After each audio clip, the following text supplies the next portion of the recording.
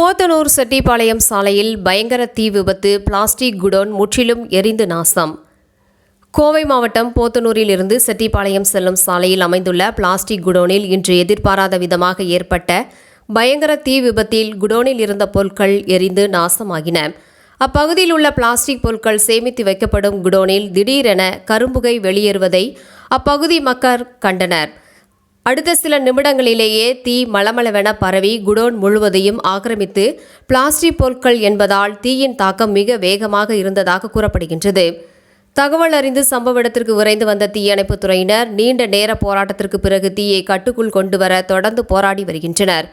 இருப்பினும் இந்த விபத்தில் குடோனில் இருந்த பிளாஸ்டிக் பொருட்கள் மற்றும் இதர ஆவணங்கள் அனைத்தும் முற்றிலும் எரிந்து நாசமாகின. இந்த விபத்து குறித்து முதற்கட்ட விசாரணையில் மின் கசிவு காரணமாக தீ விபத்து ஏற்பட்டிருக்கலாம் என சந்தேகிக்கப்படுகின்றது. இதுகுறித்து செட்டிப்பாளையம் காவல்துறையினர் வழக்கு பதிவு செய்து தீ விபத்திற்கான சரியான காரணம் குறித்து தீவிர விசாரணை நடத்தி வருகின்றனர்.